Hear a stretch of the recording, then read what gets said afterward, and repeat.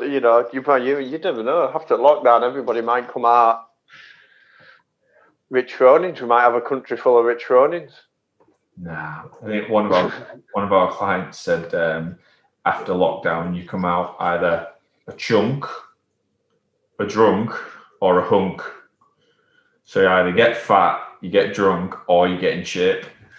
And I just think more people than not will be getting fat and drunk. I've been all three of those at the same time. Like, So if you think though, like if you're working from, so when you go out to work, you leave your food at home. If you work 6 feet away from your fridge, how easy is it to go and get your food out of the fridge?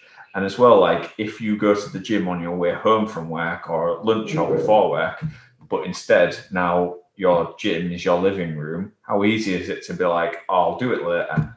Later never comes because you'll do it tomorrow.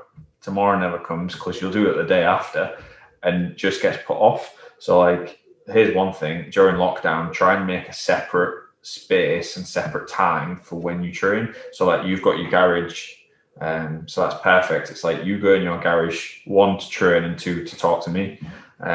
So like that's what it is. Just have like a set area where in that area you only do those things.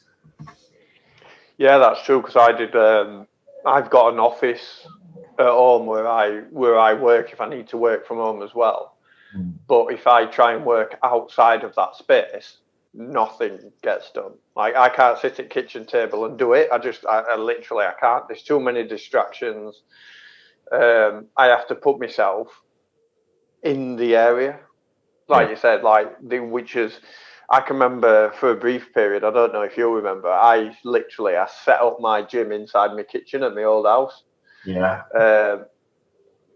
And it just weren't as effective because I had too many, TVs, like you said, 10 foot away, PCs 10 foot away. It's like there's too much. And to be honest with you, to get most out of training, I like to be a little bit uncomfortable in environment. So before I used to train in a shed, which were like -3. My garage is not particularly warm.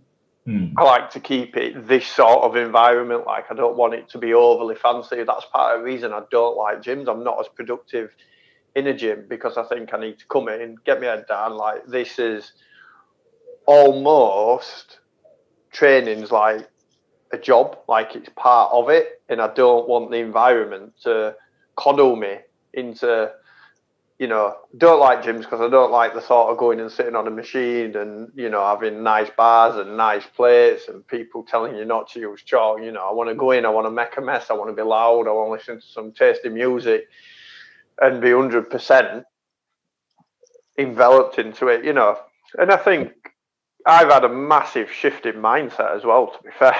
The last couple of months, I feel like I've had an epiphany. But next year, like 2021 is going to be it's going to be massive for me personally. It's just going to be huge from a strength goal perspective, I know I said it the other day, I already feel fitter.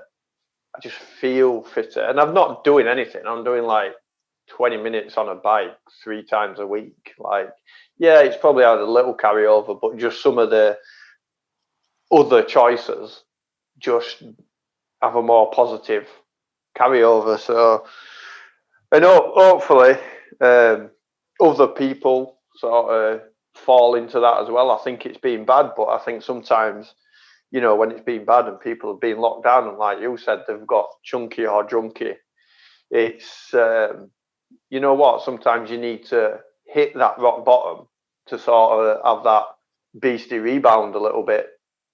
So when you've been down there, you've got 2 choices, and sometimes it just opens your eyes, and you've got to roll your sleeves up and crack on.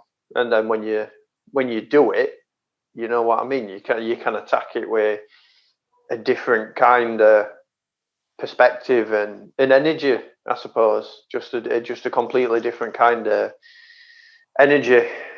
I've said this year I'm going to have a bubble of positivity, and if it's not positive, it's not coming in my bubble. That's where I am this year. I'm in a bubble. I love it. Right, I'm gonna have to end there mainly because I need to go and pee. Mm.